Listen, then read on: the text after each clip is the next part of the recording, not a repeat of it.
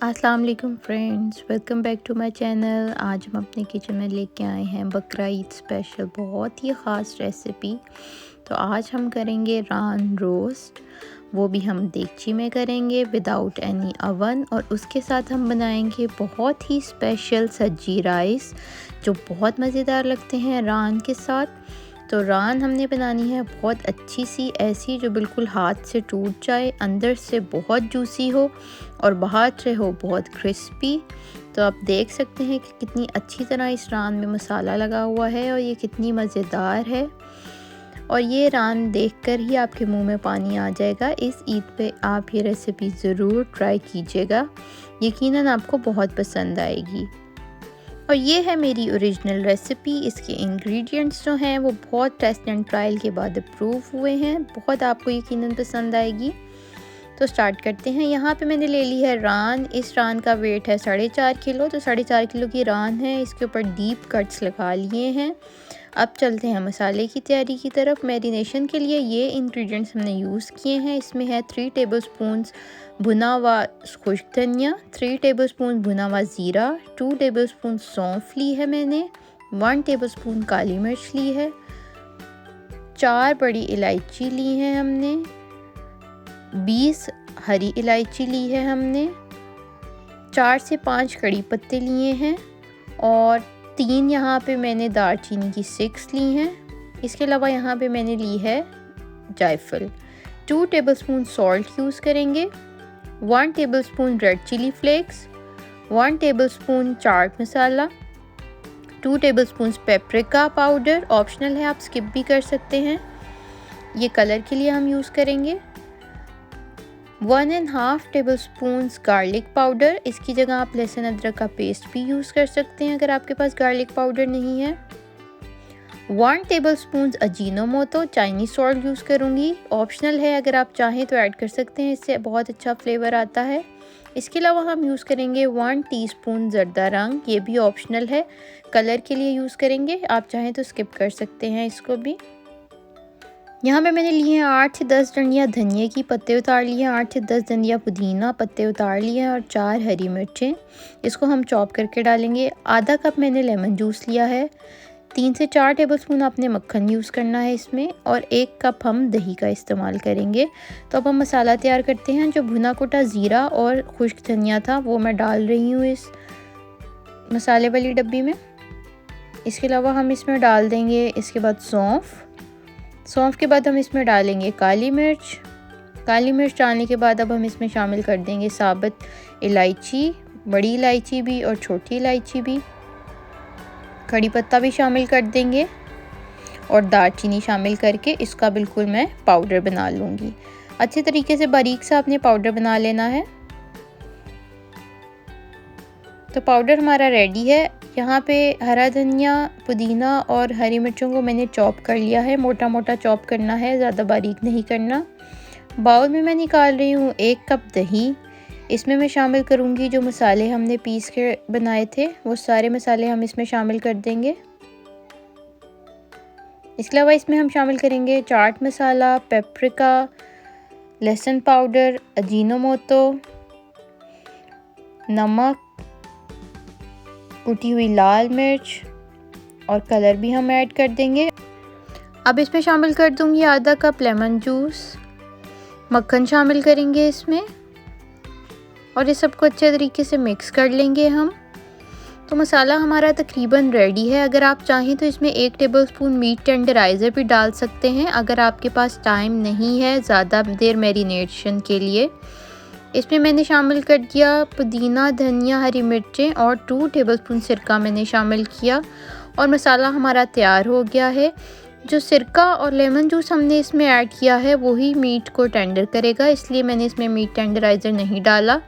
देखिए अच्छे तरीके से मैंने मसाला लगा दिया है कट्स के अंदर। ये मैं आपको दिखा रही हूँ कि कितने अच्छे तरीके से मैंने अंदर तक मसाला लगाया है।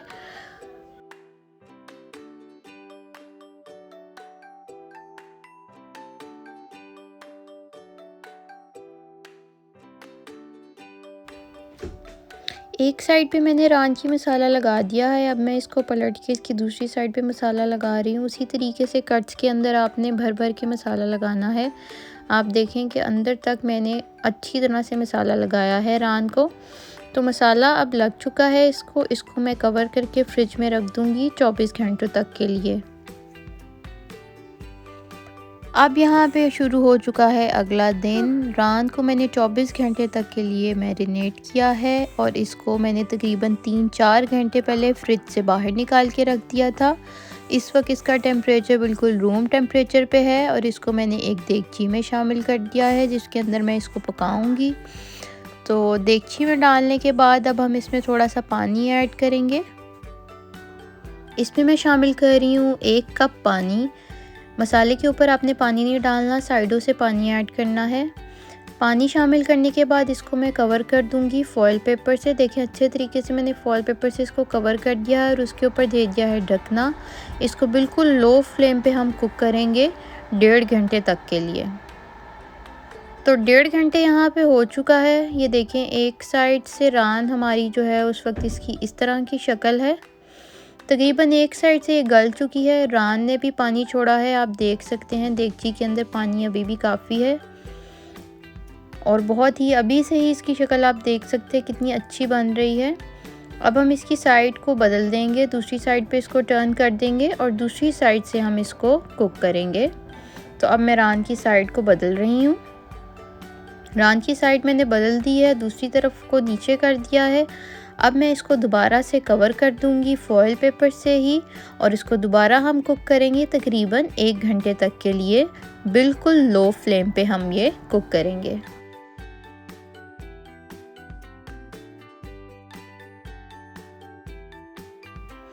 एक घंटा हो चुका है यहाँ पे। अब मैं इसको खोल रही हूँ। पानी आप देख सकते हैं अभी भी इसके अंदर थोड़ा सा मौजूद है। रान जो है वो पक के थोड़ी छोटी हो गई है और तकरीबन ये बिल्कुल अच्छे तरीके से गल चुकी है। आप देख सकते हैं कितनी आसानी से ये उतर रहा है गोश्त इसका। अब हम आंच को फुल तेज़ कर देंगे और पानी को हम थोड़ा खुश्क कर लेंगे।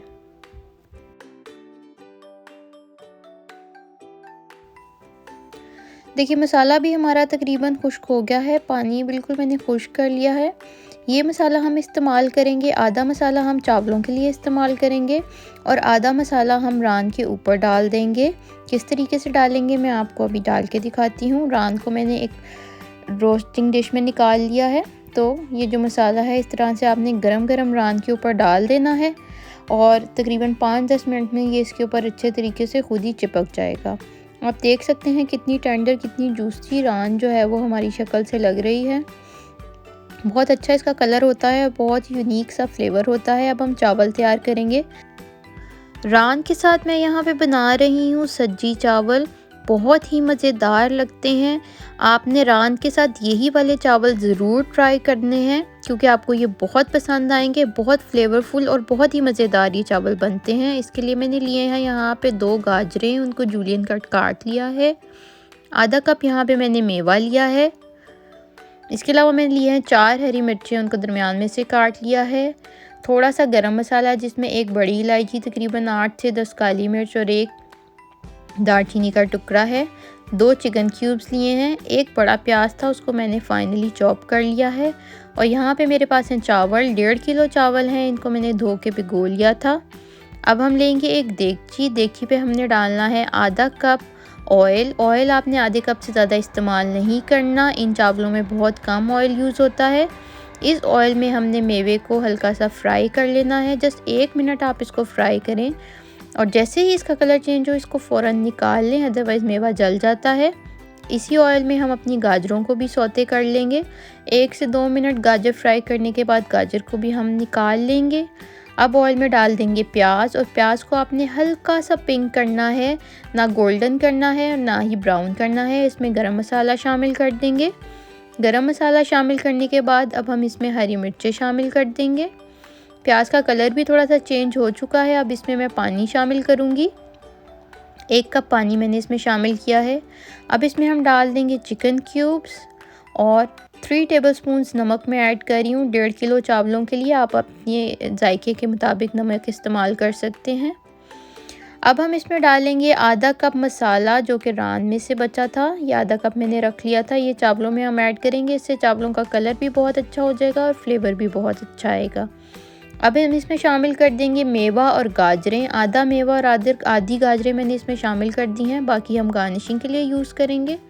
अब मैं इसमें शामिल कर रही हूँ चावल और साथ ही मैं डाल रही हूँ इसमें तकरीबन 8 कप पानी। मैंने अपने चावलों के हिसाब से पानी डाला है, आप अपने चावलों के लिहाज से पानी ऐड कीजिएगा।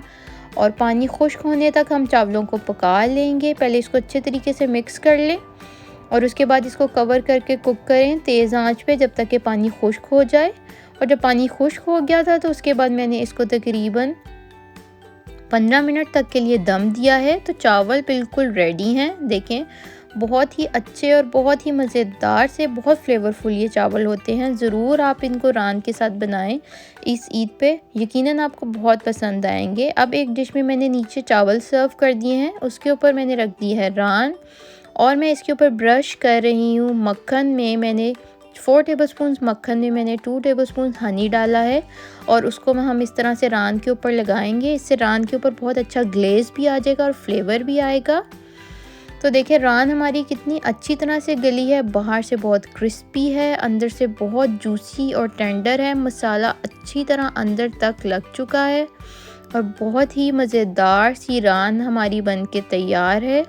इस ईद पे आपने इस रान को ज़रूर ट्राई करना है, क्योंकि ये रान रोस्ट करने की बेस्ट रेसिपी है जो आप अपने घर में बना सकते हैं। इससे बहुत ही मज़ेदार सी रान तैयार होती है जो कि अंदर से बहुत सॉफ्ट होती है, बाहर से क्रिस्पी होती है और जो ग्लेज़ इसके ऊपर हमने मक्खन और हनी का बना के लगाया है वो बहुत अच्छी लुक इसको देता है।